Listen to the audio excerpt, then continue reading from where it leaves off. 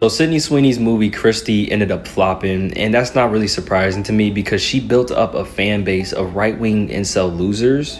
And I don't know why she thought that picking up a movie about a lesbian boxer that is going through domestic violence with a man would work out and be successful with her fan base.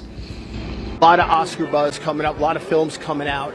How does it feel, though, that it's an advertisement that gets the most attention these days? I'm so excited for everybody to see Christy Martin. There's a lot of Oscar buzz. Are you excited about everyone seeing this? I'm just excited for Christy. Sydney's story kicks off with a bold question. What exactly is her endgame here? The whole situation got people buzzing, especially after she pushed that bizarre bathwater turned soap drop, which looked like one of those deals where someone throws a big check her way and she just shrugs and says yes. But now her moves are starting to look way deeper than a quick cash grab. At this point, the way she's shaping her public image makes it clear she's trying to rebuild herself from the ground up. It's like she wants to swap out the crowd she already has for a completely different one, almost like she's stepping into a whole new lane. Her current audience leans more liberal because of Euphoria, but the crowd she seems to be aiming for now, definitely more conservative, older, and very male-dominated. And that shift is loud. She's acting like someone who knows exactly what she's selling and who she wants to sell it to. Anyone in the public eye today has to understand who's watching them, and she's trying to lock in a new demographic fast. When someone is a public figure, knowing their target audience isn't optional. It's the whole play. A target audience is the group that's most likely to buy what you're putting out, so you gotta understand everything about them. Age, gender, money, lifestyle, political vibes, all of it. Those details decide who someone collaborates with, what kind of friends they keep around publicly, and even which projects they choose to attach their name to. And right now, Sydney's choices are lining up in a way that shows she's pushing for a serious pivot and she's not being subtle about it. Here's where the real timeline starts to snap into place. Sydney Sweeney was not a mainstream force before Euphoria came along. She had acting credits, sure, but that show is what finally pushed her into semi-household name territory. That's where her fan base really formed, and that fan base came from a show that leaned progressive, inclusive, and totally tapped into modern, social issue-driven storytelling. People even called it woke, depending on who you asked. Most of the viewers who became genuine fans of Sydney were women, young, social media heavy, trend-aware women who connected with her character and her vibe. Yes, there were guys who started following her because they found her attractive, but they weren't the core of her audience. They were the side crowd. And when you look at the campaigns she was booked for, beauty, style, wellness, skincare, the marketing clearly targeted women, not men. So that locks in who her audience originally was. Women, largely progressive and very connected to the Euphoria aesthetic, which makes it obvious why a lot of them started drifting away after certain moments that felt totally off-brand for what they thought she represented. It kicked off with that Dr. Squatch commercial, which people dragged for being weirdly targeted and totally different from what she usually promoted. Then came the American Eagle ad that went viral for all the wrong reasons, adding another layer of confusion to her public persona. After that, she suddenly got loud public praise from major political figures, which instantly made her audience look at her sideways. And then people online found out she was registered as a Republican, which pushed some fans to feel like she wasn't the person they thought they were supporting anymore. All these scattered moments started stacking up, and her day one fan base felt like she was shifting into a space they didn't sign up for. The conversation around Sydney hit another level when people learned she was a registered Republican, which made certain viewers say things like, "If that's true, then her ad makes perfect sense." And all of this stacked on top of earlier claims floating around the internet about her family being supportive of that whole red hat crowd. None of this existed in a vacuum, and it definitely shaped how people watched her next moves. Everyone knows public figures perform for their audience. Whether they're trying to secure influence or sell something, they put on a polished version of themselves so fans stay locked in. It's not just about attention, it's about pushing viewers to spend their time, their interest, and most importantly, their money. Every celebrity plays that game, including Sydney.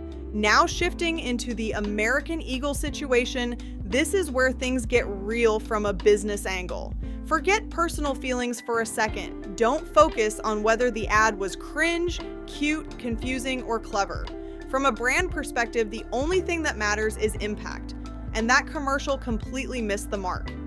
It didn't connect with her core supporters, and the wider public wasn't feeling it either. She attached her face, her name, and her whole brand identity to that campaign, and the reaction showed that most of her original fans disliked it. A big chunk of viewers outside her fan base weren't impressed either. So when we're talking about public image basics, pandering, PR management, brand protection, this project ended up making her look sloppy, confused, and out of touch.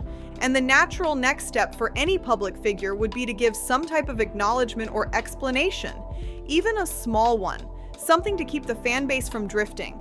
She had plenty of time to clear the air, even slightly, but she chose not to. Instead, she sat down for an interview with GQ, and when the topic was brought up, she brushed it off, saying she was simply doing a jeans commercial. That's it. No depth, no clarity, no recognition of how it hit her audience. This made it look like she genuinely wasn't bothered at all. The reaction to her GQ answer blew up fast, and the message she sent, whether she meant it or not, was basically, "Stop expecting me to care about this." She made it clear that if she ever wanted to address anything, she'd do it on her own terms, not because the internet demanded it. And honestly, that might be the realest move she's made so far. At least now people who don't vibe with her choices, her politics, or the way she's carrying herself can clearly see what she stands on and decide if they still want to support her. She could have easily faked it, apologized just to calm the timeline down, or pretended she felt bad when she didn't.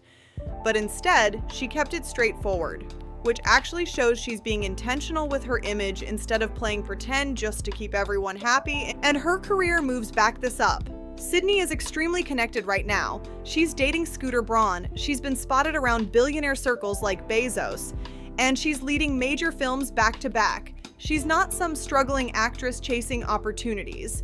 She's surrounded by powerful people who can shift her trajectory anytime she wants. All of that signals one thing: she's planning a serious pivot. She's trying to detach from the picture her original fan base had of her and build a new version of herself that fits a different crowd. It looks like she's ready to move away from the mostly liberal, mostly female audience that came from Euphoria and Rebrand toward a more conservative, older, and more male demographic. An audience that supports the type of projects and partnerships she's stepping into now. Sydney isn't stumbling through this. She's shaping herself for a whole new lane, and she's doing it with precision. This whole situation circles right back to the big question: what is Sydney Sweeney really aiming for? If her goal is to win over a more conservative, male-leaning audience, then the roles she picks from here on out matter in a huge way. Her filmography isn't just entertainment anymore. It's part of her rebranding strategy. Looking at her earlier projects, especially Euphoria, she played a character who was constantly underdressed or filmed in a way designed to highlight her appearance. Sure, that brought in a wave of male viewers who found her appealing, but that admiration comes with a trap.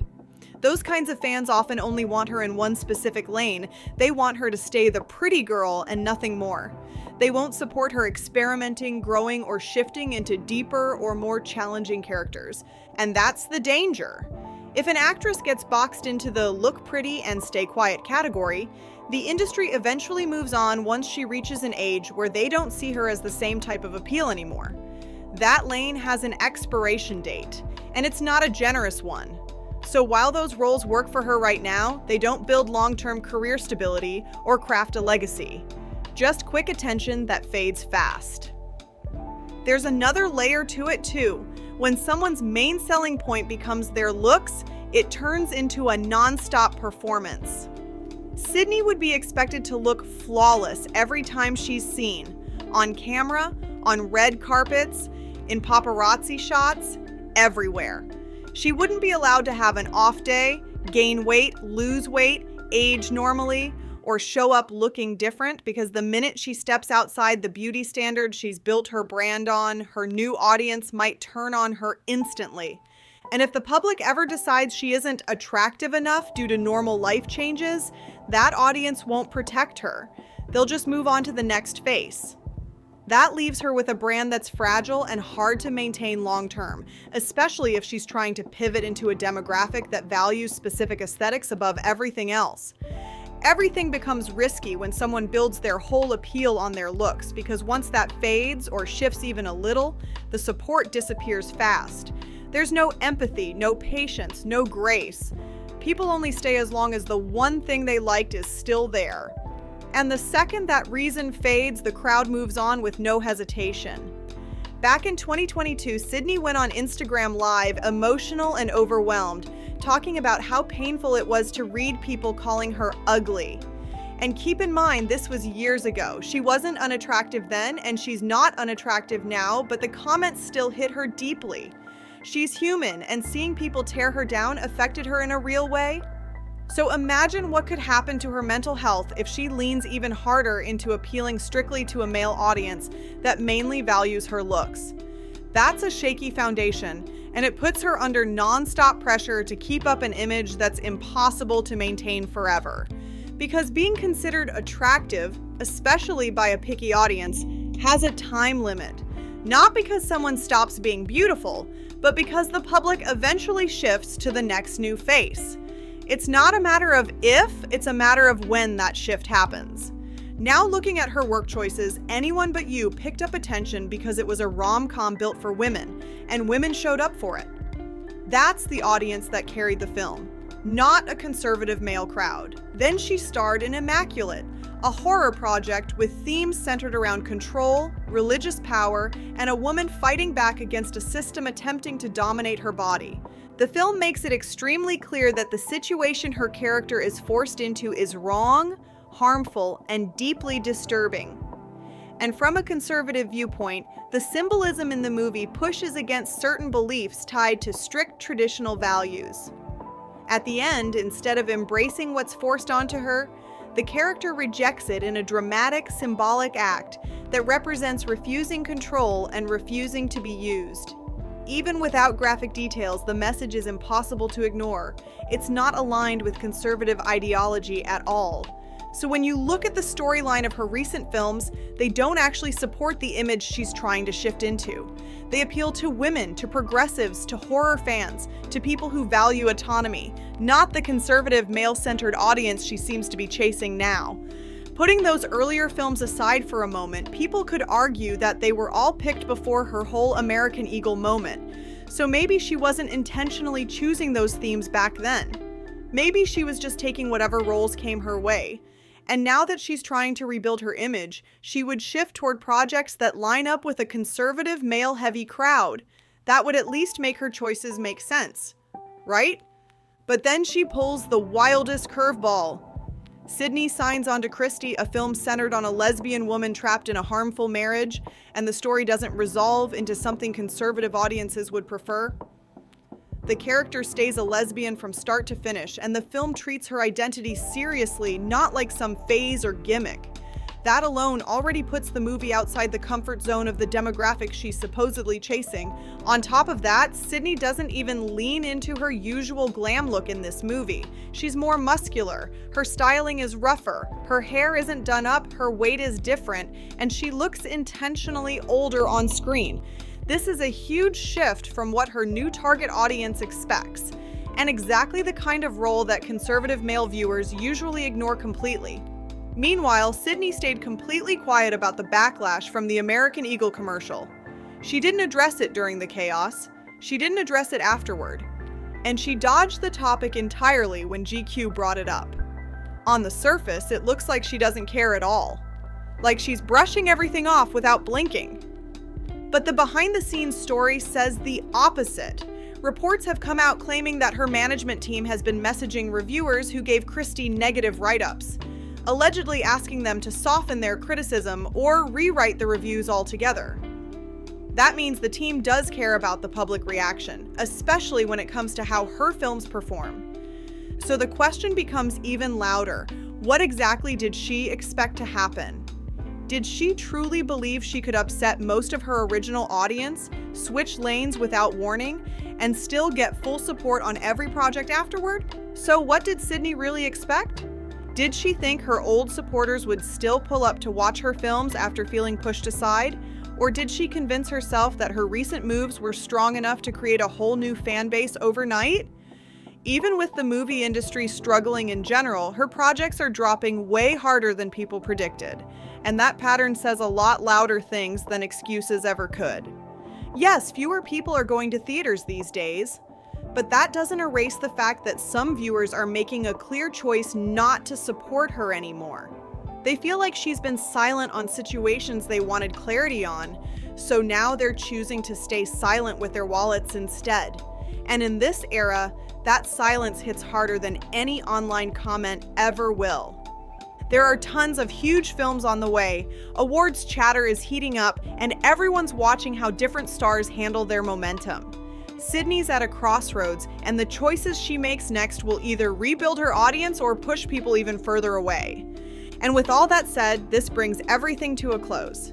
If someone made it through the whole breakdown, the conversation isn't over yet. What do they think about Sydney's moves? Do they believe this rebrand is going to work, or is she setting herself up for an even bigger fallout? Let them drop their thoughts in the comments, share their take, and keep the conversation going. They should make sure to like, subscribe, comment, and share if they enjoyed the deep dive, and see you on the next one.